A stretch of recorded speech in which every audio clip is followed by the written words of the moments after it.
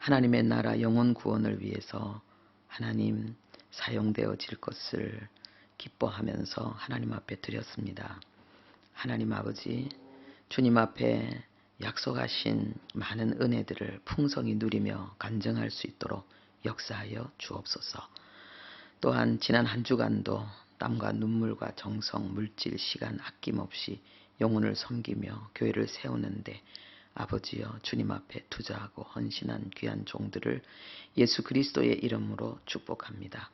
먼저 그 나라와 그 의를 구하는 자에게 약속하신 복, 여호와를 경외하는 자는 젊은 사자는 줄이는 어려운 환경 속에서도 아버지여 부족함이 없음을 고백하겠다고 하신 그 약속의 말씀이 그대로 이루어지는 하나님의 증인들, 하나님 아버지여 신실하심의 영광의 기적의 주인공들 다 될 수 있도록 도와주옵소서. 예수님의 이름으로 기도합니다. 아멘. 네, 오늘 하나님의 말씀은 너희 죄가 주홍 같을지라도 이사야 1장 2절부터 8절 그리고 18절 말씀입니다. 네, 우리 함께 합독하겠습니다. 하늘이여 들으라, 땅이여 귀를 기울이라. 여호와께서 말씀하시기를 내가 자식을 양육하였거늘 그들이 나를 거역하였도다. 소는 그 임자를 알고 나귀는 그 주인의 구유를 알건만은 이스라엘은 알지 못하고 나의 백성은 깨닫지 못하는도다 하셨도다. 슬프다 범죄한 나라요 허물진 백성이요 행악의 종자요 행위가 부패한 자식이로다. 그들이 여호와를 버리며 이스라엘의 거룩하신 이를 만홀히 여겨 멀리하고 물러갔도다.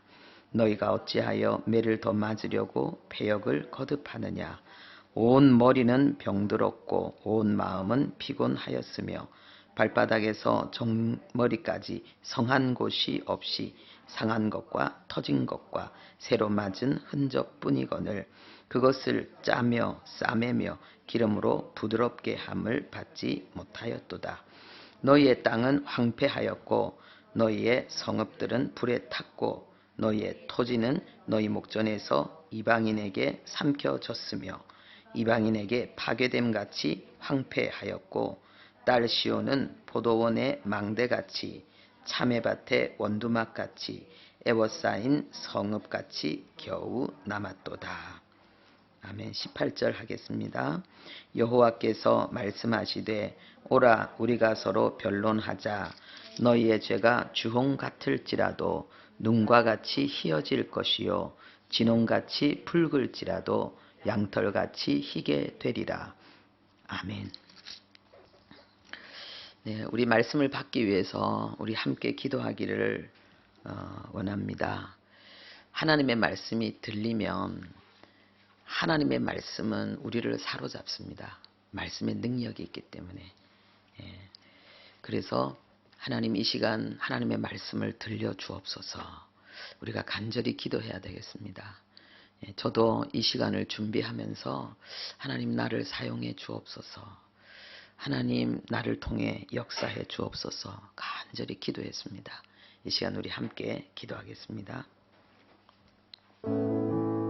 아버지,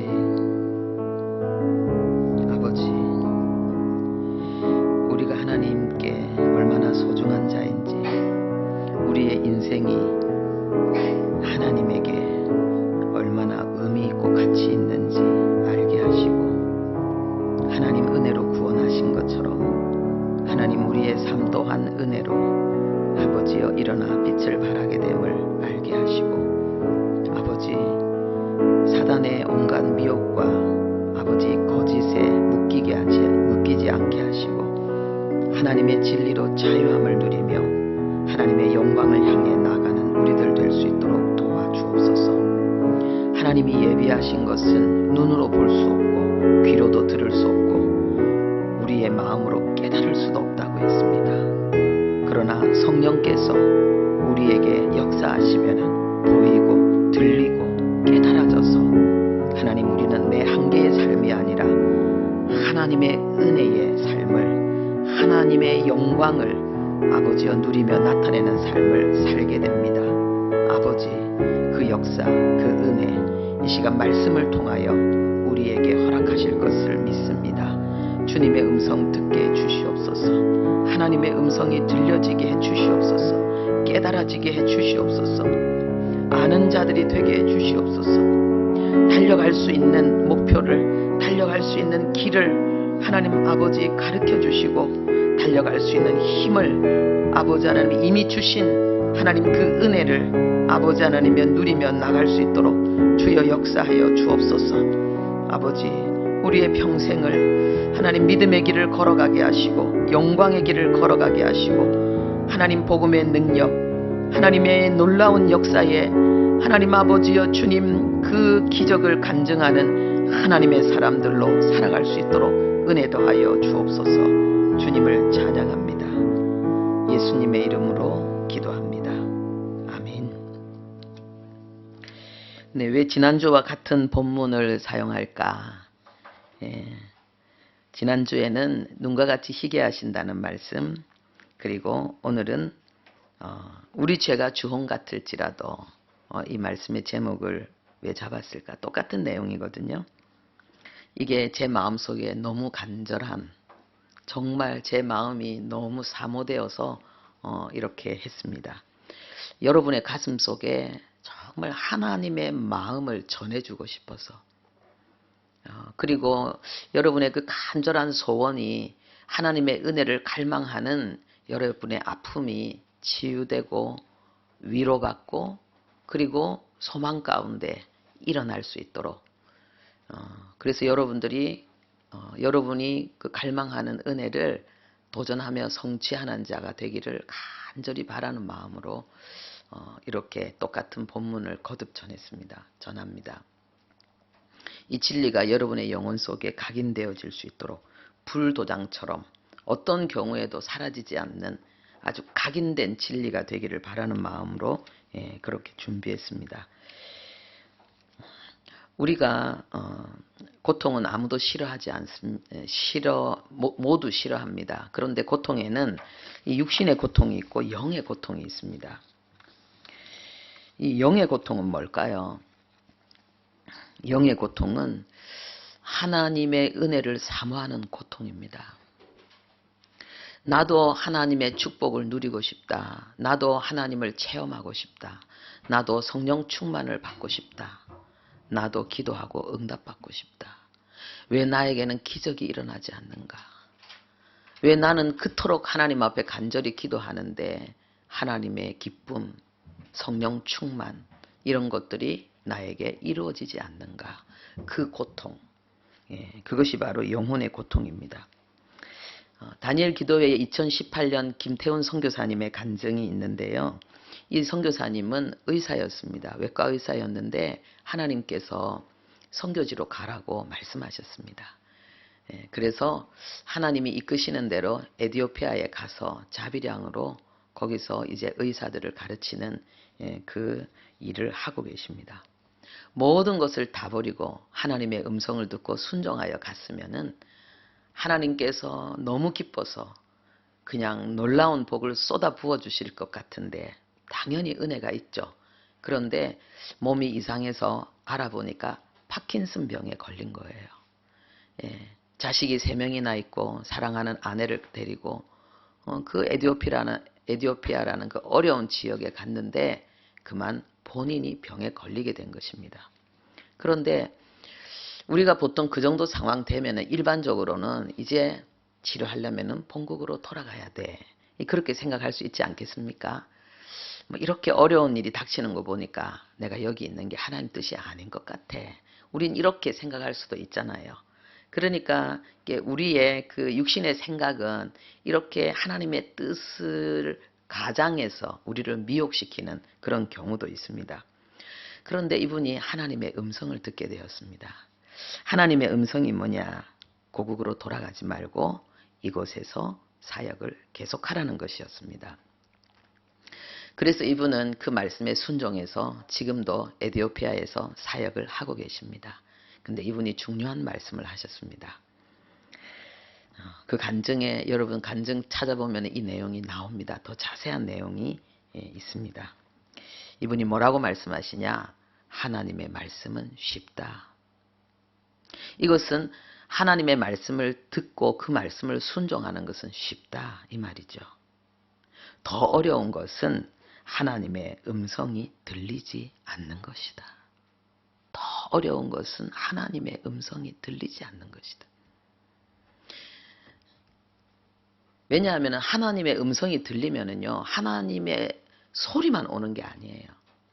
하나님이 말씀을 통해서 우리를 찾아오시는 거고, 그 말씀을 통해서 하나님 우리를 사로잡는 거예요. 그러니까 하나님의 음성이 들리면은 그 하나님의 말씀의 능력이 있어서 그 말씀을 기쁨으로 행하게 돼 있어요. 행하는 능력이 같이 오게 돼 있어요. 그래서 우리가 신앙생활이 힘들고 우리가 이 영혼의 고통을 정말 이 처절한 이 아픔을 지금 이 선교사님이 이야기하고 있는 거예요. 우리가 하나님의 음성이 들리지 않는 것, 하나님의 음성을 듣지 못하는 가운데 살아가는 것이 그 신앙생활이 얼마나 힘든지를 알려주고 있는 것입니다. 이 말씀은 하나님께서 우리의 고통을 아신다는 것입니다.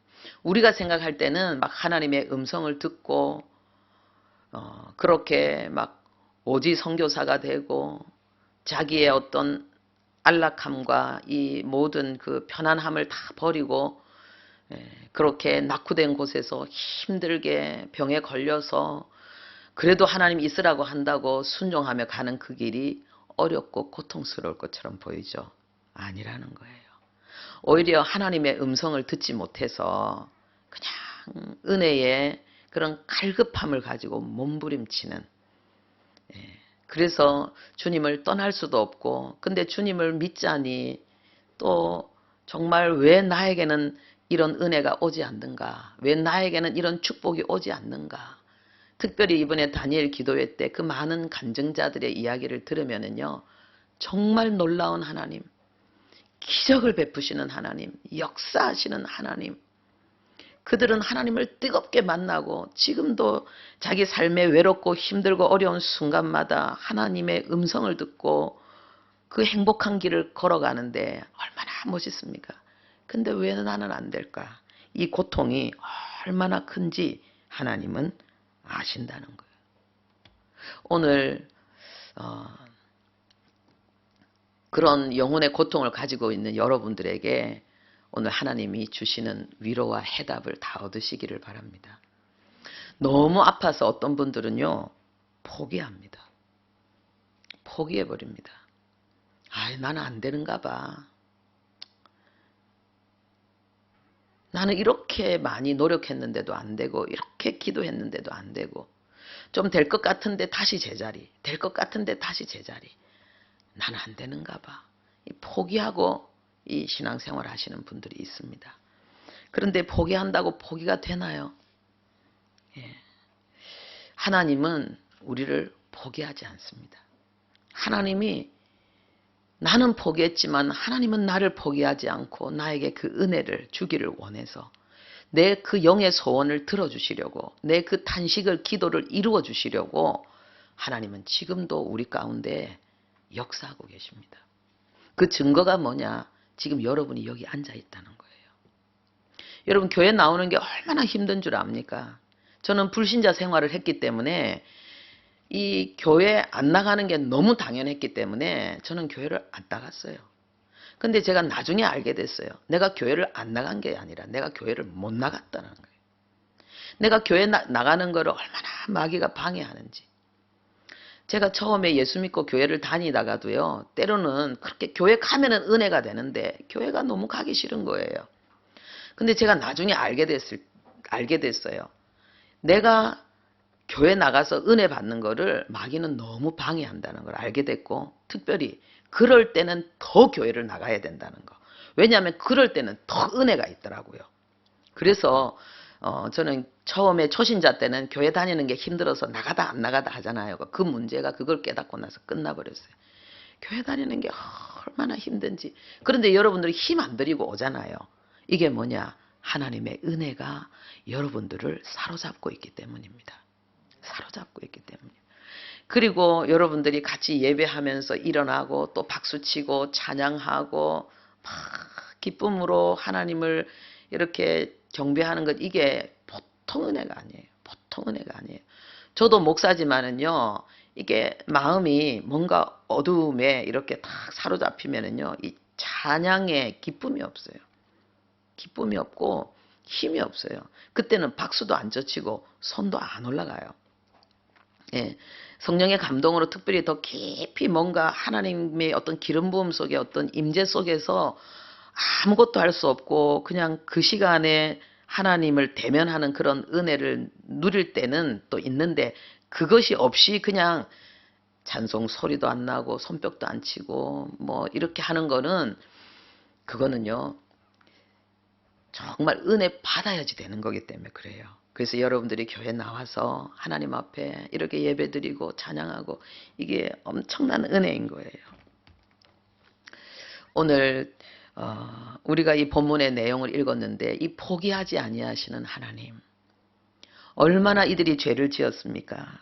하나님을 거역하는 거예요. 하나님을 불순종하는 거예요. 그러니까 하나님이 원하는 길이 딱 있는데 맨날 빼딱하게 딴 길로 가는 거예요. 자기 길로 가는 거예요. 예. 그러면서도 나는 지금 내가 하나님의 안타까움이라는 사실을 알지 못하고 있는 것. 예. 그리고 하나님이 좀 이 고난 속에서 만나주기를 원하시는데, 그 고난 가운데 있으면서도 기도하지 않고 하나님을 찾지 않는 것. 그래서 머리끝부터 발끝까지 그냥 몸도 상하고 마음도 상하고 삶도 그냥 자꾸 부서지고 무너지는 가운데 있으면서도 아직도 하나님을 찾지 못하는 그런 모습들. 이제는 뭐 교회 다니는 것뿐만 아니라 하나님의 은혜라고 하지만은 도대체 하나님의 은혜는 어디 있는 거야? 내가 세상 사는 게 이렇게 힘든데 하나님은 나한테 해주는 게 뭐 있어? 그러면서 하나님은 나에게 뭐 그렇게 요구하는 것만 많고, 그러면서 이 신앙생활에 불만이 많고, 그리고 자기 삶에 있어서도 완전히 포기하고 겨우겨우 살고 있는데, 이런 나에게 무슨 소망이 있을까? 무슨 희망이 있을까? 완전히 포기하고 기대가 없는 가운데 그냥 교회만 왔다 갔다 하는 거예요. 왜? 천국은 가야 되니까. 믿음이 있으니까. 하나님 주신 믿음이 있으니까, 천국은 가야 되니까 교회를 오는 거예요. 예. 이렇게 신앙생활 하는 걸 우리는 종교생활이다, 이렇게 이야기하는 거죠. 그런데 이런 나를 향해서, 이런 나의 고통에 대해서 하나님이 오늘 이 시간 말씀하는 거예요. 그래, 너 힘든 거 알아. 너 아픈 거 알아. 나에게로 와. 포기하지 마. 괜찮아. 내가 너를 새롭게 하고 내가 너를 변화시킬 수 있어. 하나님이 이렇게 말씀하시는 것입니다. 우리가 이 하나님의 말씀을 들으면서도 이건 내 말씀은 아닐 거야, 다른 사람 이야기일 거야, 이렇게 생각하는 이유가 뭐냐 하면은요, 나의 행위를 보기 때문에 그러는 거예요. 나의 행동을 보기 때문에 자꾸 실패하고 자꾸 낭망하고, 그리고 내 속에서 올라오는 그 죄의 충동들, 그죠? 육신의 생각과 육신의 정욕들, 내가 원하지 않는 죄의 세력이 나를 끌고 다니는 거예요. 나를 끌고 다니는 거예요. 내가 원하지 않는 행동을 내가 하게 되는 거예요. 내 양심에 꺼리낌이 되면서 나는 절망하는 거예요. 나는 아닐 거야. 하나님, 나는 포기했을 거야. 나는 안 돼. 다른 사람 다 돼도 나는 안 돼. 이렇게 우리가 생각하는데, 구원은 죄인을 하나님이 건져내는 거예요. 구원은 하나님이 의인을 좀 더 멋지게 만드는 것이 아니고, 완전한 죄인, 자기 스스로는 그 죄의 세력을 해결할 수 없는, 그래서 그것 때문에 오히려 그 마음이, 그 삶까지도 무너지는, 때로는 숨은 죄책감과 열등감으로 신음하는, 나 자신도 싫은 나 같은 죄인들, 이런 사람들을 하나님은 그 엄청난 십자가의 사랑으로 자기의 그 독생자 예수, 하나님이 친히 그 고난을 당하시면서요, 우리의 이 모든 고통을 해결해 주신 것, 이게 구원이고 이게 복음이거든요. 그래서 여러분들의 행위를 보지 마시고 하나님의 역사를 보시기 바랍니다. 죄인을 구원하기 위해서 십자가 지신 그 하나님의 사랑, 그 하나님의 의, 그것을 힘입고 하나님이 나 같은 사람 살리는 거, 하나님이 나 같은 사람 일으키는 거, 하나님은 그 기적을 행하는 것을 원하시는구나. 하나님 나를 부르는구나. 그렇게 생각하시고 일어나시기를 바랍니다. 또 우리가 이 성경을 잘 모르고 오해해가지고 하나님의 은혜의 보좌 앞에 빨리 못 나오는 경우가 있습니다. 왜냐하면은 열매 맺지 못하면은, 하나님 말씀대로 잘 살지 못하면은 가짜다. 그렇게 살면은 천국도 가기 힘들어. 이런 얘기 들으면은 더 무너지는 거예요. 그런데 저도 그런 그 오해되는 부분들 때문에 참 복음은 완전한데 왜 이 말씀은 이렇게 구원이 불완전한 것처럼 느끼게 만드는가, 그런 의문들을 많이 가졌는데, 제가 원어를 공부하면서 거기 속에 숨어있는 뜻과 그리고 문법들, 그거는 그 시대에 그 하나님의 말씀을 들은 사람이 이해하는 그 내용으로 이 말씀을 들을 때에 그것들이 정말 오해였다는 것을 알고 저는 이 문제들을 해결할 수 있었습니다. 네 종류의 밭을 예수님이 말씀하셨습니다. 길가밭, 돌짝밭, 가시밭, 그리고 좋은 밭. 그러면 이 좋은 밭이 되어서 열매를 맺어야 되는데, 우리는 그것이 구원에 대한 이야기라는 걸 모르고 내가 선한 행실에 열매가 없으니까 나는 길가밭인가 봐, 나는 돌짝밭인가 봐, 나는 가시밭인가 봐, 이렇게 이야기하는 거예요. 물론 성경에 보면 기경을 하라라는 말씀이 있습니다. 그것은 하나님의 자녀들에게, 구원받은 백성들에게 이제 자범죄를 해결하고 하나님의 은총을 풍성히 누리는 축복의 자리로 나오라는 호소입니다. 그리고 예수님이 말씀하신 이 네 종류의 밭의 이 네 번째 좋은 밭이 뭐냐? 그게 바로 예수 믿어서 하나님의 자녀 되는 구원을 이야기하고 있습니다. 그리고 또 성경은 우리에게 바울의 탄식을 알려주고 있습니다. 이 바울이, 그 선교사가 자기의 모든 명예와 자기의 모든 그 쌓아놓았던 그 엄청난 그 업적들을 전부 부인하고 반대길을 걸어갔어요. 예수님을 핍박하는 그러한 무리의 리더였는데 예수님을 위해서 핍박받는 자로 완전히 옮겨졌어요. 박해자에서 선교사로 자기 삶을 완전히 바꿨는데, 그 기간 동안에 이 바울이요, 자기의 영혼의 탄식을 고백하고 있습니다. 그게 로마서 7장에 나오는 건데요.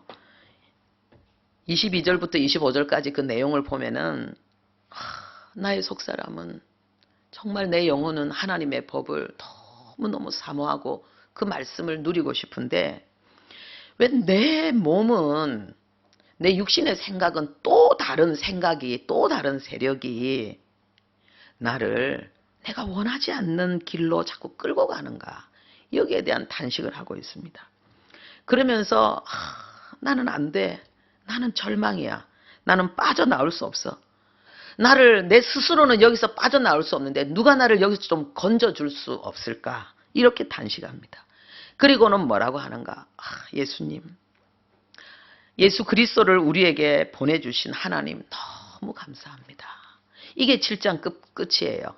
그런데 8장 1절에서 2절에 또 뭐라고 쓰여있냐 하면은요, 그리스도 예수 안에 있는 자에게 이제 결코 정죄함이 없다는 거예요. 할렐루야. 예수 안에는 정죄함이 없다는 거예요. 내가 아직도 내가 원하지 않는 그런 부족함과 연약함과 때로는 내 신앙 양심에 좀 거슬리는 그런 죄악의 행동들을 내가 한다 할지라도, 그로 인한 내 고통과 이 내 탄식을 하나님은 더 주목하시지, 너는 안 돼, 너는 죄인이야, 하나님이 이렇게 판단하고 그렇게 정죄하지 않는다는 것입니다. 오히려 우리 안에서 정죄감이 일어나는 거 있잖아요. 너는 안 돼, 너는 못해, 지금 얼마나 많이 시도해도 너는 안 되잖아, 맨날 뭐 한다 하더만 또 들어가고 한다 하더만 또 들어가고, 이제 포기해.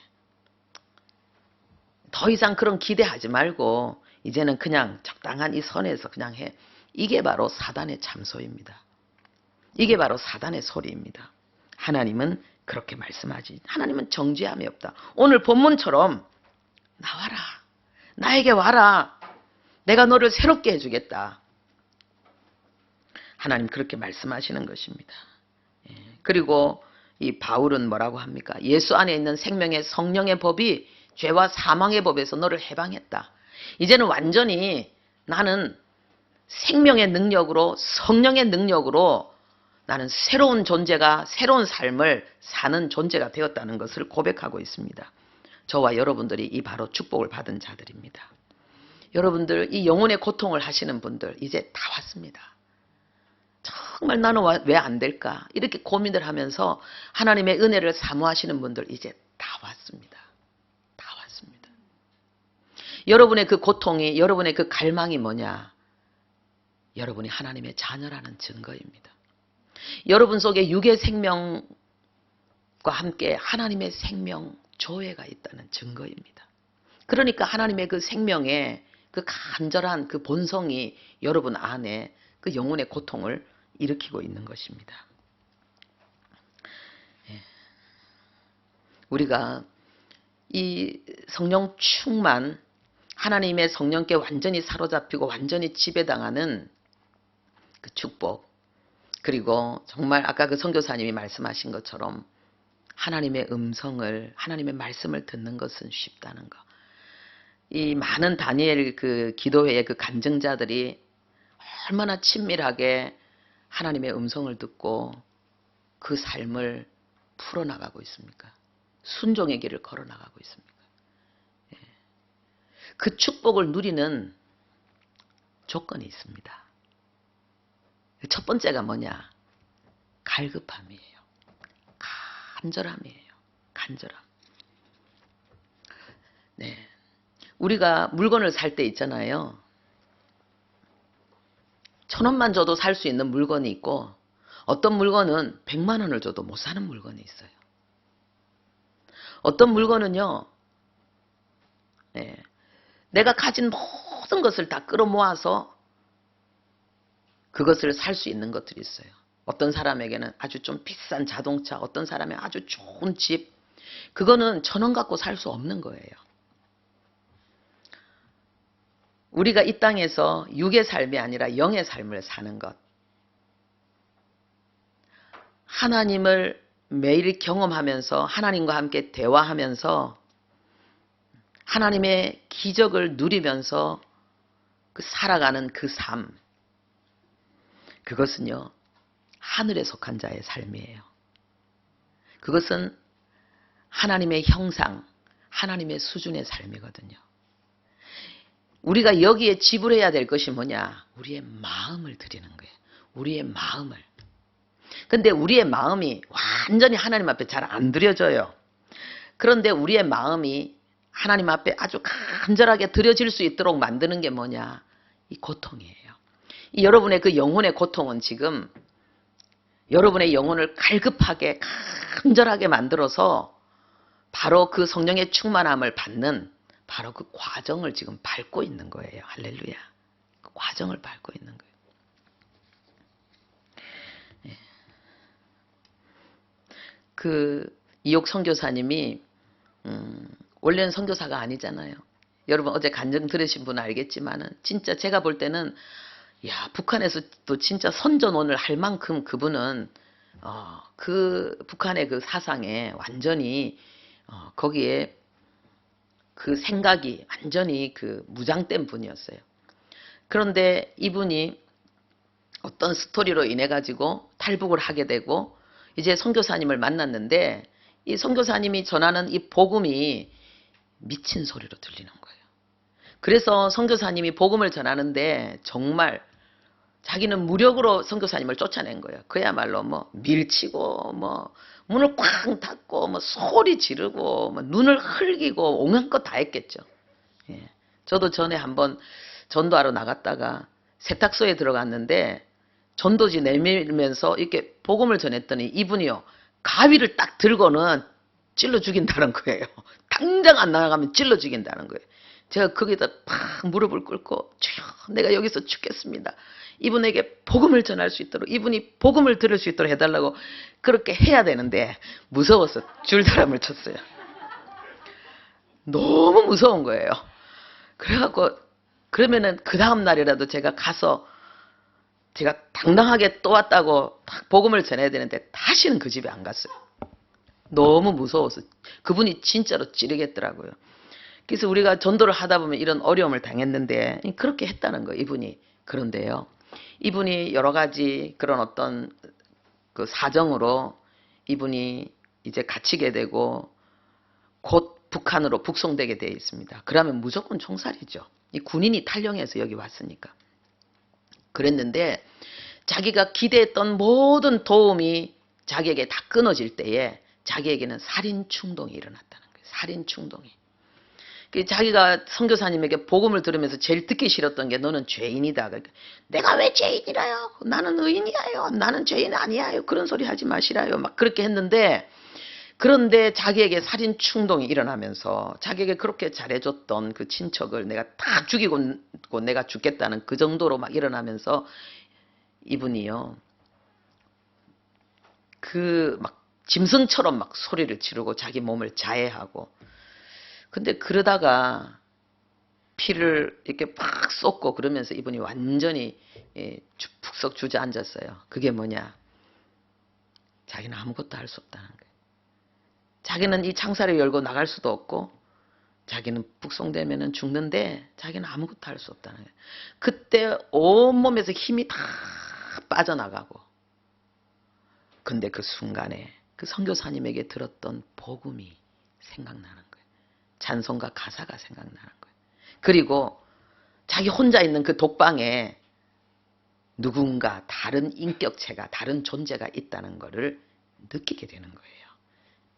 누구를 느껴요? 하나님을 느끼게 되는 거예요. 그러면서 거기서 하나님을 만나는 역사가 일어난 거예요. 여러분, 우리가 나의 전부와 하나님의 전부가 만나는 거예요. 그게 구원이고, 그리고 나의 전부와 하나님의 전부가 계속 그 연합되어서 함께 나가는 거, 그게 성령 충만의 삶이에요. 우리가 첫사랑을 잃어버린다는 이야기는 그 처음 마음을 잃어버린다는 거죠. 이분이 갈급하니까는 하나님의 그런 음성을 듣게 되고 하나님의 역사를 맞이하게 된 거예요. 그 고통이. 그래서 지금 우리가 여러분들이 겪고 있는 그 영혼의 고통, 우리는 뭐 북한에서처럼 그런 절박한 진짜 목에 칼이 들어오고 이런 고통이 없잖아요. 그런데 이 하나님의 자녀에게 있어서 이 영혼의 고통은 엄청난 거거든요. 여러분이 느끼는 이 영혼의 고통을 오해만 하지 않으면 되는 거예요. 오늘 하나님이 말씀하시는 것처럼 하나님의 음성을 듣고 순종하는 것은 쉬워요. 더 어려운 것은 뭐냐? 하나님의 음성을 듣지 못하는 거예요. 하나님이 여러분의 고통을 아시는 거예요. 그런데 하나님이 그 여러분의 고통을 통해서 하나님이 기대하시고 하나님이 준비하시는 것이 있는데, 바로 여러분을 바로 그 성령 충만한 사람으로 만드시는 것입니다. 이제 왔어요. 가까이 왔어요. 이제 기대하시면 됩니다. 우리가 간증을 들을 때에 하나님께서 그 간증자를 통해서 우리에게 주시는 말씀을 듣고 그 간증자에게 행하신 역사를 하나님 우리에게 그대로 이루기를 원하신다는 사실을 우리는 알아야 돼요. 그렇지 않으면은 간증을 듣다가 시험에 들 수 있어요. 와, 멋지다. 야, 정말 하나님 살아계시는구나. 그런데 왜 하나님은 나에게, 하나님은 죽은 것처럼 말씀하지 않으시지? 왜 나에게는 역사하지 않지? 왜 나에는 저런 은혜를 못 누리지? 우리가 이렇게 생각할 수가 있거든요. 시험 드는 거예요. 우리가 그런 시험을 들지 않고 우리가 진짜 간증을 제대로 듣기 위해서 우리는 중요한 것을 알아야 됩니다. 첫 번째는 뭐냐 하면은요, 그 사람의 모습, 그 외형, 뭐 조명 앞에 서면 또 더 멋있어 보여요. 여러분도 요 앞에 서면 다 멋있어 보여요. 간증자처럼 다 이쁘고 멋있는 모습으로 보이게 돼 있어요. 그리고 그 나누는 그 스토리들이 엄청난데 여러분 거기에 와 감탄하지 말고 그 사람들도 원래는 불신자였잖아요. 세속적인 사람들이었잖아요. 하나님을 대적하는 자들이었잖아요. 그들을 변화시키고 이런 간증의 주인공으로 세우신 하나님의 역사를 감탄해야 되는 거예요. 하나님의 능력을 감탄해야 되는 거예요. 잊어버리면 안 돼요. 앞에 거 다 잊어버리고 뒤에 그 역사만 보고 감탄하면 안 돼요. 그 다음에 또 하나는요. 우리가 하나님께서 우리에게 가르치는 하나님의 나라 그 천국의 원리를 가지고 그 우리가 하나님의 나라의 그 중요한 실질적인 그 거품을 뺀 하나님의 나라의 그 원형의 참 모습을 우리는 볼 수 있어야 돼. 이 거품을 빼야 돼요. 막 대단해 보이고 막 그럴듯하게 보이고 막 멋있어 보이고 엄청난 역사 이런 게 거품일 수도 있어요.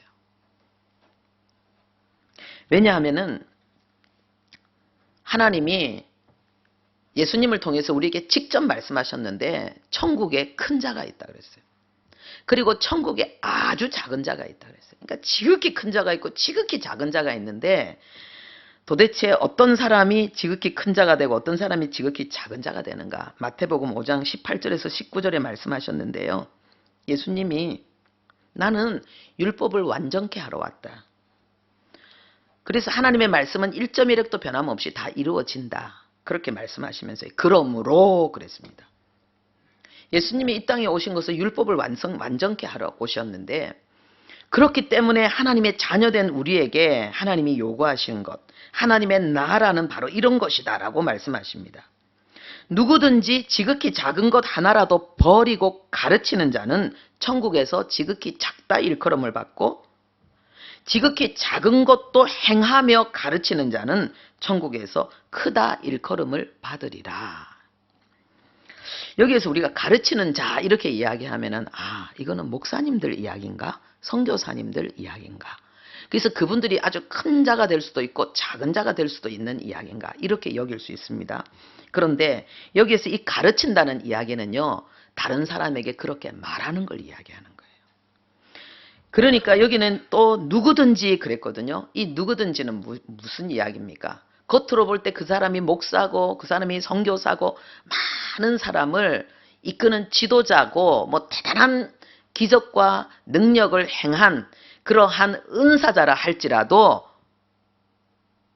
천국에서 그로 인해서 천국에서 큰 자와 작은 자가 결정되는 건 아니라는 거예요. 그것 때문에 그가 큰 자가 되는 건 아니라는 거예요. 자, 아까 선교사님 말씀하셨던 게 있잖아요. 그죠? 하나님의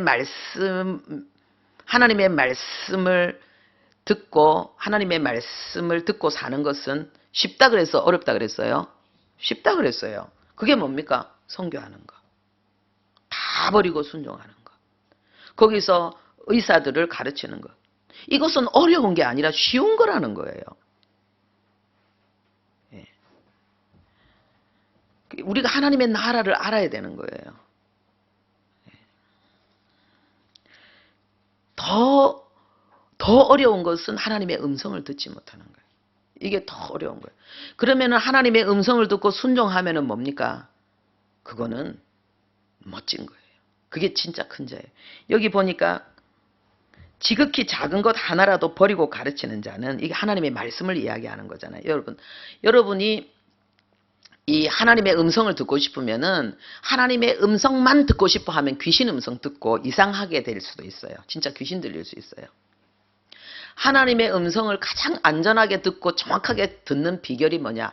이미 말씀하신 것을 아주 공손하게 잘 받드는 거예요. 이미 말씀하신 게 뭐예요? 이 성경이죠, 성경. 이 성경이 하나님 말씀이잖아요. 이 기록된 말씀에 철두철미하게 순종하면서 여러분의 영혼의 고통에 대해서 하나님이 응답하실 걸 기대하면서 기도하면서 나가면은요, 역사는 일어나게 돼 있어요. 그냥 하나님의 말씀이 어느 날 들려오게 돼 있어요. 예. 하나님의 나라에서 가장 큰 자가 누구냐? 하나님의 말씀을 아무리 작은 것이라도 이걸 그대로 지키는 것. 그리고 다른 사람에게도 바로 이 삶이 하나님의 나라에서 가장 귀한 삶이에요. 하나님의 이 작은 말씀을 다른 사람에게 눈에 보이지 않는 그런 아주 작은 말씀이라 할지라도 이걸 내가 소중히 지키는 이 삶을 살 때 이것이 하나님이 가장 큰 자가 된 것이라고 하나님이 가르치셨어요. 나도 그렇게 살고 다른 사람에게도 그 삶이 정말 하나님이 기뻐하시고 천국에서 큰 자의 삶이라는 걸 그대로 가르치고 전달하는 이 사람. 나도 살고 다른 사람도 살게 하는 이 사람. 이 사람이 천국에서 큰 자라는 것입니다. 할렐루야. 저는 이런 진리를 보면 감탄하게 되는 거예요. 그러니까 하나님의 나라지. 그러니까 하나님의 나라지. 그러니까 하나님, 거품을 다 빼야 돼요. 거품을 다 빼고 하나님의 나라를 보는 거예요. 그래서 나는 특별히 하늘나라에서 큰 자가 되기 위해서 뭐 선교사가 되거나 뭐 목사가 되거나 뭐 특별히 뭐 많은 걸 뭐 완전히 뭐 내 재산을 뭐 헌납하거나 뭘 하거나 이런 걸 하지 않아도 된다는 거예요. 물론 하나님이 그렇게 말씀하시면 그 말씀을 들으면 그렇게 순종하면 되는 거고, 그런데 그것이 나에게 이루어지기 이전에 먼저 나는 뭐예요? 작은 말씀에 순종. 내가 있는 자리에서 말씀에 순종하는 거예요. 그게 뭐예요? 범사에 감사하는 거죠. 할렐루야. 예. 그리고 기뻐하는 거죠. 여러분, 내 삶에 대해서 감사하고 기뻐하려면 가장 중요한 게 뭔 줄 압니까? 하나님이 내게 주신 사람에 대해서 감사하고 기뻐해야 돼요. 할렐루야. 예. 다른 사람에게 준 사람을 탐내지 말라는 거예요. 그 십계명에 나온 이야기잖아요. 하나님이 내게 주신 사람에 대해서 감사하고 기뻐하고 거기에서 하나님의 뜻을 이루기 위해서 섬김을 다하는 거예요. 그냥 하나님의 뜻이니까 이렇게 막 해라니까는 억지로 아니에요. 하나님 앞에 그렇게 기도하면은 억지로가 아니라 이 성령이 나를 사로잡으면은요 기쁨이 나오게 돼 있어요. 기쁘게 돼 있어요. 그 기쁨이 어느 정도냐 하면은요, 좋은 사람이 하나도 안 부러워요. 그냥 부족하고 못난 사람 나에게 주신 게 그게 그렇게 고마울 수가 없어요. 그게 뭐 좋은 사람 준 것보다 오히려 안 좋은 사람 준 게 더 감사한 거예요. 좋은 멋진 아주 젠틀하고 달콤한 배우자 준 것보다 그렇지 못한 배우자 준 게 더 감사한 거예요. 이 성령이 우리를 사로잡으면은 이 자식도 마찬가지고, 예. 내게 주신 모든 만남에 대해서 그런 역사가 일어나게 되는 거예요. 제가 지난 주간에 좀 제가 마음에 이 사람에 대해서 약간 언짢음이 올라왔어요. 언짢음이 올라왔는데 그것을 옆에 있는 전도사님한테까지 이야기를 했어요. 제가 얼마나 그 말을 하고 난 다음에 이 양심에 가책이 되는지 하나님한테 너무너무 죄송하고 그 영혼을 향해서도 너무 죄송하고, 그래서 하나님한테 기도하면서 어떻게 선을 행할까, 예, 그것을 이렇게 찾고 그것을 실천하고 막 그렇게 하면서 지난 한 주간을 보냈습니다. 제가 지난주 주일날 저녁에요. 이제 뭐 다 가고 나 이제 저 혼자 이제 예배당에 있는데 아마 피곤하고 막 이러니까 이제 제가 유튜브 보면서 쉬고 있었어요. 유튜브를 딱 보면서 쉬고 있는데 예, 권사님 두 분이 오셔서 기도하신다는 거예요. 제가 얼른 소리 줄이고 얼른 뛰어나가서 이제 이렇게 찬양을 틀어드렸는데 제 마음에 밀려오는 것. 야, 그렇지. 이분들이 다니엘 기도회를 위해서 지난번에도 주일날 저녁, 토요일날 저녁에 또 오셔서 기도하실 때 너무 은혜되더라고요. 내일 주일을 위해서 이렇게 기도하시는구나. 근데 이번에는 주일 저녁인데 또 오셔서 야, 다니엘 기도회를 위해서 기도하는구나. 나는 목사가 돼가지고 내가 아무리 피곤하지만은 내일 다니엘 기도회인데 오늘 내가 기도해야 되는데 나는 유튜브 보면서 놀고 있고 권사님 두 분은 기도하러 오시고 아이 그 순간에 하나님이 큰일 났네. 이거 내가 하나님 저분들은 진짜 하나님 앞에 천국에서 잘했다 칭찬받으면서 뭔가 더 영광 누릴 때에 나는 이 볼품없는 이 땅에서 목사였는데 천국 가서는 아주 볼품없는 이 그러한 아주 낮은 자리에 내가 있는 거 아닌가요? 이러면 안 되는데 주여 하면서 막 진짜 영혼에 있잖아요. 그 순간에 막 탄식이 나오는 거예요. 단식이 나오면서 너무 귀한 거예요. 너무 귀한 거예요. 여러분 어떻습니까? 그런데 내 속에 일어나는 그 마음 때문에 난 또 은혜를 받는 거예요. 너무너무. 우리가 이게 마귀가 역사하면, 죄가 역사하면 다른 사람이 막 열심히 하나님 앞에 진실하게 순종하고 충성하고 응답받는 거, 그거 귀하게 여기는 것보다 하찮게 여기는 거예요. 그리고 내가 막 뭔가 막 하나님 앞에 막 응답받고 은혜 받고 내가 뭐 순종하는 거는 아주 대단하게 여기고 왜 다른 사람 이렇게 안 하지 막 이렇게 하게 되고 그런데 다른 사람의 그 하나님 앞에 그 아름다운 순종이 아름다워 보이고 귀하게 보이고 그리고 겸손하게 내 영혼에 그거를 도전의 거울로 삼고 이런 내 안의 모습 때문에 전 또 은혜를 받는 거예요. 이게 말씀 준행이잖아요. 왜요? 성경에 보면 그랬잖아요. 나보다 남을 낮게 여기라. 할렐루야. 나보다 남을 낮게 여기라는 거예요. 내 은혜뿐만 아니라 다른 사람이 누리는 은혜로 보여야 되는 거예요. 하나님을 향한 그 간절한 몸부림과 그 갈망과 그 하나님을 향한 그 열정이 보이고 그리고 저분들을 저렇게 이끌어 가신 그 사람을 보는 게 아니라 저분들에게 저 은혜를 주시는 하나님의 은혜 그 은혜가 보여야 되는 거예요. 그럼 나보다 남을 낮게 여기라는 그 말씀이 이루어지는 거잖아요. 할렐루야. 예. 여러분 정말 그 천국에서 큰 자의 그 축복을 누리시기를 바랍니다. 예. 어떻게 하면 되는가? 예.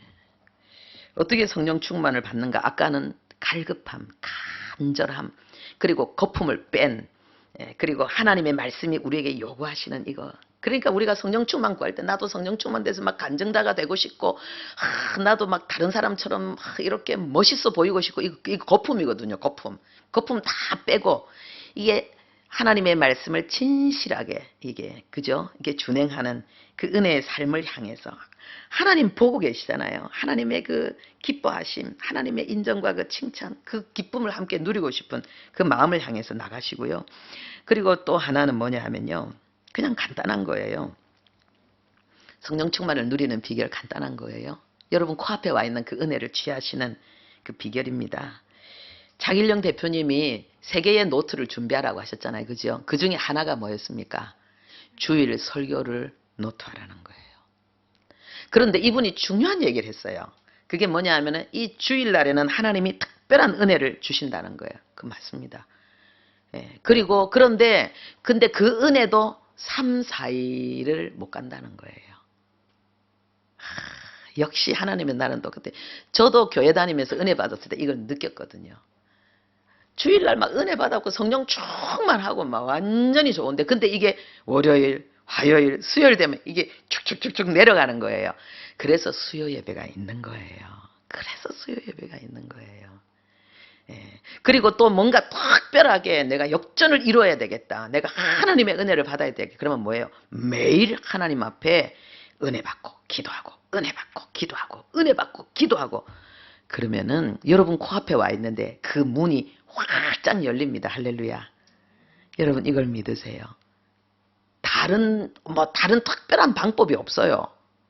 내가 지금 코앞에 와 있다는 걸 믿고 알고 거품 빼고 진실하게 하나님의 은혜의 자리에 나오는 거예요. 교회 못 오면 개인적으로 예배 시간을 가지는 거예요. 개인적으로 여러분 예배 시간을 다 구별해서 가지는 거예요. 그 차길령 대표님이 내가 젊었을 때 내가 기도하지 않았던 것 더 지금도 젊어 보이는데 내가 전에 기도하지 않는 그 삶이 제일 후회스럽다 그랬잖아요. 예. 말씀과 기도로 거룩해진다 그랬잖아요. 그 말씀은 뭡니까? 복음이에요. 내가 누릴 만큼 성경을 알면 되는 거예요. 예. 그리고 그 다음에 기도인 거예요. 그 복음이 나에게 실제가 되기 위해서 하나님 아버지 주여 주여 주여 말씀 받고 주여 기도하는 이러면은 여러분은 바로 그 성령 충만의 주인공이 되는 거예요. 뭐 이제는 마지막 남은 건 이거 믿는 거예요. 이걸 믿고 계속 가는 거예요. 이걸 믿고 끝까지 하는 거예요. 끝까지. 그러면은 역사가 일어나게 돼 있어요. 여러분 우리는 중요한 시대에 살고 있습니다. 류흥렬 목사님 미국에서 현지에서 목회하고 계신 분이 우리에게 엄청난 이야기를 했습니다. 지금 미국 교회를 그분이 뭐라고 우리에게 소개를 해줬는가 이 다른 사람의 말을 인용하면서 지금 인공호흡기를 의지하고 있다. 미국 교회는 인공호흡기를 의지하고 있다는 거예요. 이게 코로나 때문에 이게 지금 호흡에 문제가 와 있는 그 환자들을 보면서 미국 교회의 모습이라는 걸 이야기하는 거예요. 그러면서 그 류 목사님께서 예를 들어서 말하는데 미국이 신앙의 자유를 얻기 위해서 만든 나라잖아요. 예.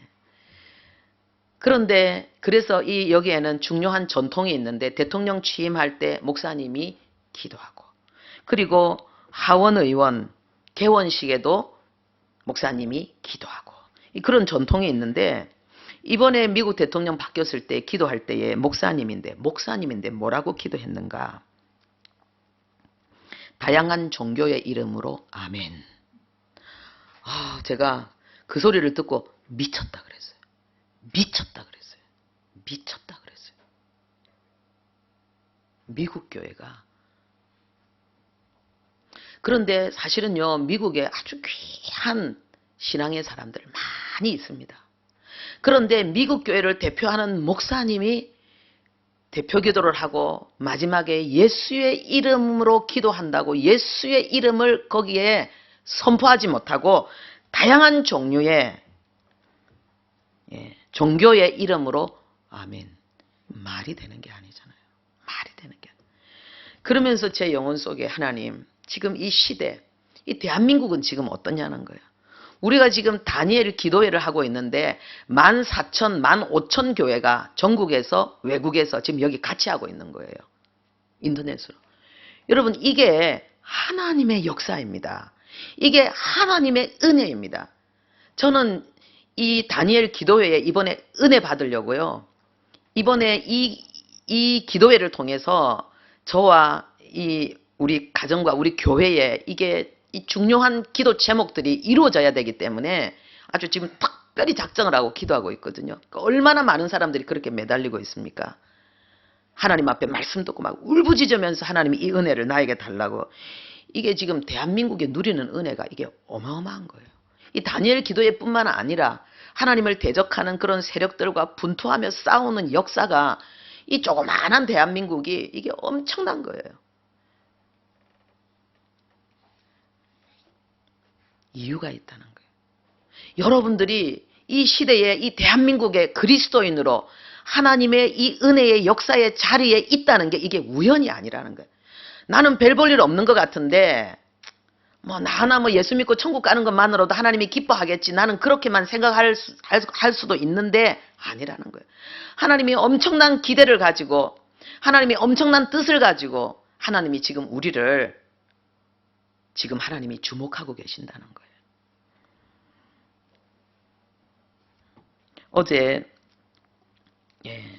그 마지막 이제 합심기도 시간에 그 목사님께서 뭐라고 말씀하십니까?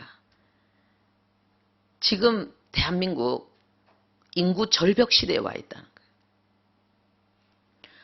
그리고 그 간증자를 통해서 이 북한의 그 처참한 상황들 우리는 반드시 복음 통일을 이루어야 돼. 하나님의 은혜로 평화 통일을 이루어야 된다. 안 그러면 이게 피해 혈전극이 일어날 수 있지 않습니까? 그래서 우리는 반드시 평화 통일을 이루어야 되고 그리고 인구 절벽의 시대를 우리는 맞이하고 있다는 거예요. 여러분, 하나님은 역전의 하나님이에요. 어둠이 깊으면 새벽이 가까이 온 거예요. 대한민국이 하나님의 기대 속에 있다고 저는 믿습니다.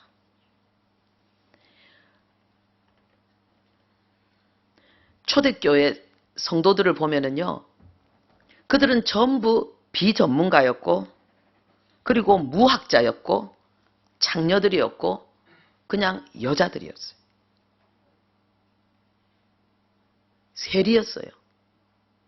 그러니까는 그들은 이 사회의 중심이 아니라 그냥 주변에 있고 그늘에 있는 자들이었어요. 그런데 그들이 주 멤버가 되어서 예수님의 이 중요한 그 중임, 위대한 임무를, 사명을 맡게 되었어요. 예수님이 그들을 불러놓고 하신 말씀이 뭐냐? 하늘로부터 능력이 임하면 너희들은 이 지역뿐만 아니라 이 나라뿐만 아니라 세계 열방에 나의 증인이 되어서 새로운 시대를 열게 될 것이다. 이렇게 예수님이 말씀하셨습니다. 성령 충만이. 성령의 능력으로 된다는 거예요. 여러분, 우리가 지금 이런 미국의 상황을 이야기를 듣고 그리고 나의 연약함을 바라보면은 답답해 올 수 있어요. 숨이 막힐 수 있어요. 그런데 아니라는 거예요. 오늘 하나님의 마음은 뭐냐? 나에게로 오라는 거예요. 이런 나에게 하나님이 요구하시는 건 나에게로 오라는 거예요. 내가 너를 변화시키겠다는 거예요. 내가 너를 용사로 만들겠다는 거예요. 내가 너를 일으키겠다는 거예요. 여러분들이 여러분의 영혼의 고통에 대해서 이제는 더 이상 사단에게 쏘으면 안 돼요. 나는 코앞에 와 있다는 거예요. 나는 바로 은혜의 문전에 와 있다는 거예요. 나는 바로 성령 충만의 그 하나님의 그 영광의 그 시점에 내가 지금 서 있다는 거예요. 여러분들이 이 믿음을 가져야 돼요. 여러분이 여기 앉아 있다는 게 증거예요. 여러분들 이 말씀을 듣고 있다는 게 증거예요. 나는 뭐 나이도 많은데 나는 뭐 그냥 이래 살다가 가지. 그것은 여러분의 생각이라니까요. 하나님이 부른 많은 사람들이 80인데 하나님이 불렀잖아요. 80 노인인데 내가 너를 애굽의 대제국을 맞서게 하겠다. 말이 되는 이야기입니까? 100세 할아버지인데 90세 할머니인데 애 낳을 거야. 말이 되는 이야기입니까? 여잔데 네가 이 나라의 통치자가 될 거야. 말이 되는 이야기입니까? 그런데 하나님은 그 일을 하시겠다는 거예요. 여러분들이 나는 부족하다고 생각하면 뭐냐? 하나님 나를 선택했구나. 그래 생각하십시오. 나는 너무 못났기 때문에, 나는 나이가 많이 들었기 때문에, 나는 너무너무 오랫동안 내가 원하는 그 기도가 이루어지지 않았기 때문에 나는 안 된다라고 생각하면은, 그런데 이 음성을 듣고 있다면은요, 하나님 나를 선택하셨구나 생각하시기 바랍니다. 성령이 임하니까 그들은 뛰어갔어요. 여러분, 성령 충만이란 말은 성령에 지배당한다는 뜻이에요. 성령에 지배당한다는 뜻이에요. 완전히 점령된다는 뜻이에요. 완전히 점령된다는 뜻이에요. 제가 어제도 울부짖고 하나님 앞에 간절히 구하는 게, 하나님, 평화토기를 위해서 기도하는 것이 아니고 인구 절벽을 위해서 기도하는 것이 아니고, 하나님, 내가 성령 충만하게 해주십시오. 저는 부분적인 순종을 했습니다. 하나님, 제가 전폭적인 순종하고 싶습니다. 내가 하나님의 성령에 사로잡히고 싶습니다. 하나님이 나를 사용하시는 그 영광의 자리로 내가 나가고 싶습니다. 하나님이 맛보게 했던 것들 이제는 실제가 되기를 원합니다. 제가 이 소원이 얼마나 간절한지요. 예. 제가 지금 좀 특별 기도를 하면서 기운이 없는데 어제는 그냥 통으로 금식을 했어요. 어제 금식하면서 힘이 없는데 설교 준비하는데 설교 준비가 안 되잖아요. 그냥 엎드려서 하나님 앞에 기도하다가 또 잠깐 설교 준비하고 또 엎드려서 기도하다가 잠깐 설교 준비하고, 또 영혼 섬기는 일이 있어서 또 밖에 나가서 또 이렇게 좀 일하고 왔다가 또 와서 또 잠깐 하고 또 기도하고, 또 이 설교가 짤막짤막 제대로 안 돼. 오늘 아침에 보니까는 제가 또 이렇게 말씀을 쫙 정리해서 보는데 무슨 말씀이 하나 생각이 안 나요. 그래서 이상하다, 이거 적었는데 왜 이게 내 눈에 안 띄지? 그때 제가 하나님 앞에 엎드려서 무슨 하여튼 말씀이 기억나는데 그거 있는데 왜 그 말씀 뭔지는 모르지만 그 말씀이 왜 없지 그랬는데 엎드려서 제가 하나님께 기도했습니다. 하나님 이거 생각 안 나도 돼요. 하나님이 나를 사로잡으면 돼요. 하나님이 나를 사로잡으면 돼요. 하나님이 나를 사용하시면 돼요. 그러고 기도하고 있는데 그 말씀이 딱 생각이 나는 거예요. 예. 여러분 인구 절벽 성령 충만하면 애 많이 낳게 돼 있어요. 예, 이 거품이 빠지기 때문에 성령 충만하면은 돈 없어도 용감하게 결혼할 수 있고 성령 충만하면은 애도 많이 낳을 수 있고 성령 충만하면은 지금 간증자들이 하는 기적이 일어나요. 왜요? 하늘의 군대가 동원되어지니까 하나님의 신기한 기적의 주인공이 되니까 내가 가지고 있는 능력에서 특별히 더 능력 추구하려고 애쓰지 않아도 돼요. 하나님이 그냥 내 모습 이대로 성령이 나를 사로잡으면 우리는 긍지에 찬 사람으로 바뀌게 돼 있어요. 그리고 입을 열어서 복음을 전하게 돼 있습니다. 이번 다니엘 기도회 남은 기간이라도 여러분들, 여러분들이 은혜 받고 기적의 주인공으로 나가는 그런 기회가 되기를 바랍니다. 하나님 아버지, 주님의 시간, 하나님의 때에 하나님 앞에 서 있는 귀한 하나님의 사람들을 예수 그리스도의 이름으로 축복합니다. 영혼의 고통을 안고 신음하고 있습니다. 오랜 세월 얼마나 많이 몸부림쳤는지 모릅니다. 그래서 어떤 분들은 포기하고 있습니다. 그러나 하나님은 오늘 말씀하셨습니다.